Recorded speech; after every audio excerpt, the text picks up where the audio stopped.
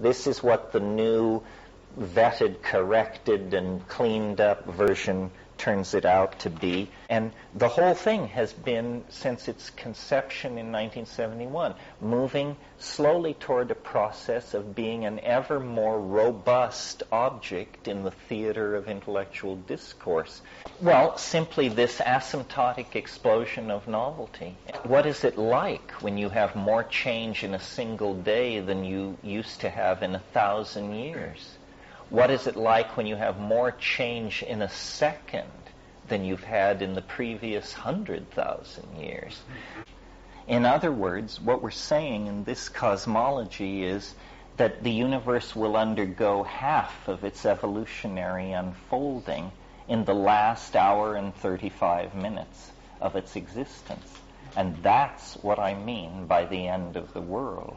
I mean that, there will be more novelty jammed into every nanosecond of those last 35 minutes than there previously were in millions of years of cosmic time. It's as though we're falling into a black hole, not of gravitational compression, but of novelty. And it's what has called us forth out of animal organization. It's what has put these enormous technical tools in our hands. It's what shapes our dreams. It's what's calling us home. It's why I believe that in less than 100 years, this planet will be, from the human point of view, empty. I mean, the thing, whatever it is, will have come and gone. The novelty, and I suspect what it is it's actually some kind of other dimension.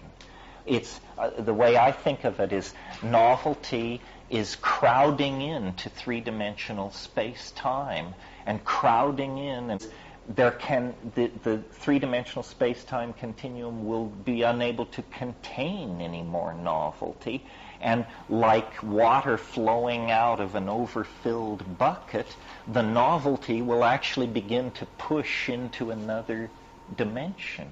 It will actually force into existence another ontological dimension to reality that will contain it. And we call this true pure spirit, or the coming of Maitreya, or the end of the world, or human languages are utterly inadequate to this. And we're not causing it. We can't understand it. We are like corks on the cosmic ocean being carried toward what is essentially the climax of physics in three-dimensional space-time. And people who say, well, don't you find it rather odd that we're here to witness it, means you didn't understand theory. We're here to witness it because we were called into existence as part of the process. We're here to witness it because if it's happening, we're happening, because we're part of this expression of novelty. We're part of this alien thing.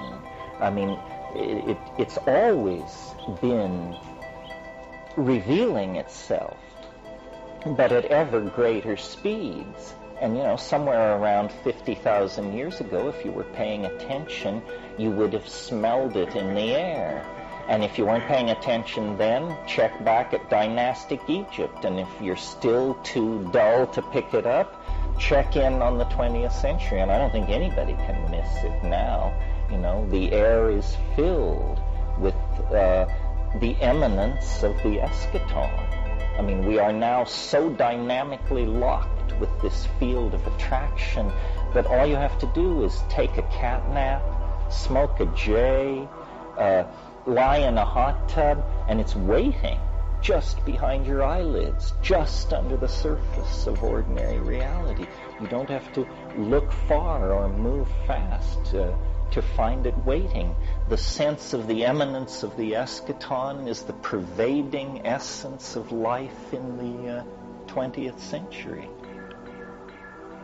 Or I'm a monkey's uncle. Thank you very much.